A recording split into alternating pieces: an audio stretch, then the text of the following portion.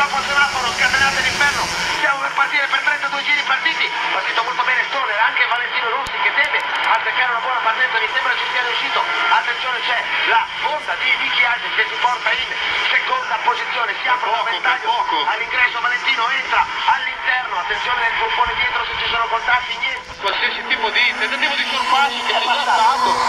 a rettilineo davanti ai box, poi in fondo alla staccata probabilmente